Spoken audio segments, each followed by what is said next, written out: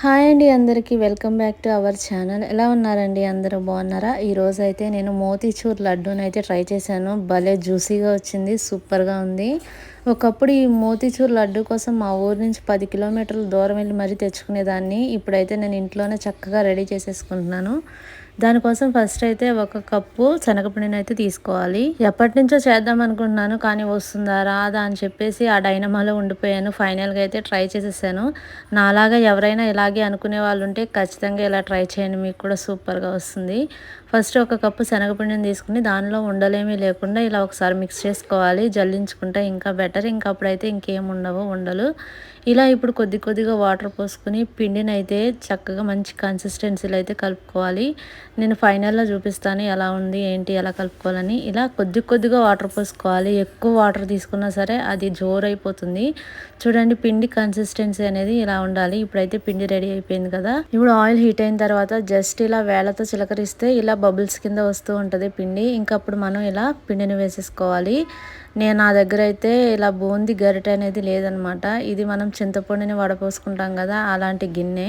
So దాంతోనే వేస్తున్నాను. అయినా సరే పర్వాలేదు, బాగానే వచ్చింది. ఇలా మొత్తం కూడా ఫ్రై అయిన తర్వాత ఇదంతా తీసుకుని మనం ప్లేట్లో ఒక పక్కన పెట్టుకోవాలి.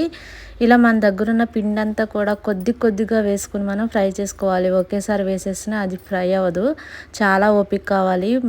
మీడియంలోనే మనం ఫ్రై చేసుకోవాలి. ఎక్కువ మంట పెట్టడం లేదంటే దాన్ని సిమ్లోకి అడ్జస్ట్ చేయడం అలా అయితే చేయకూడదు. మనం ఫస్ట్ నుంచి ఏ మంటనైతే మెయింటైన్ చేస్తున్నామో అలానే దాన్ని ఫ్రై చేయాలి.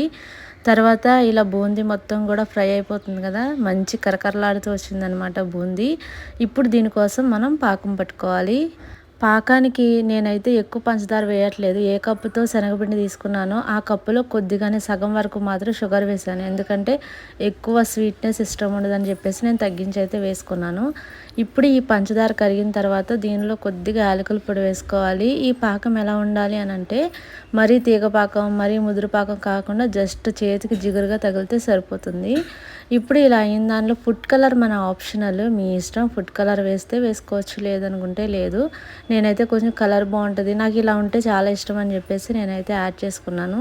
ఇప్పుడు దీనిలో ముందుగా ఫ్రై చేసుకొని పెట్టుకున్న బూందీని యాడ్ చేసుకోవాలి. సో ఒక 5 మినిట్స్ మనం అలా తిప్పుతూ ఉంటే ఇదంతా కూడా దగ్గరికి వచ్చేస్తుంది. సో ఇలా రెడీ అయిన తర్వాత దీనిలో ఒక స్పూను నెయ్యిని అయితే వేస్తున్నాను. నెయ్యి వేస్తే లడ్డు టేస్ట్ చాలా బాగుంటుంది. దీనిలో మనం జీడిపప్పు వేసుకోవచ్చు, లేదనుకుంటే మన దగ్గర సీడ్స్ ఉంటే సీడ్స్ కూడా వేసుకోవచ్చు. సో ఏవైనా సరే బాగుంటుంది. ఇప్పుడు ఫైనల్గా అయితే మనకి లడ్డు చేయడానికి బ్యాటర్ రెడీ అయిపోయింది కదా. ఇంకా అది కొద్దిగా చల్లగా అయిన తర్వాత ఇలా మనం లడ్డు చుట్టేసుకోవడమే.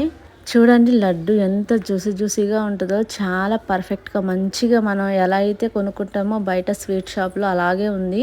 మీరు కూడా ఒకసారి ట్రై చేయండి, సూపర్గా వస్తాయి. చూడండి లోపల ఎంత జ్యూసీగా ఉందో, అసలు తింటుంటే అలా కరిగిపోతుంది అనమాట.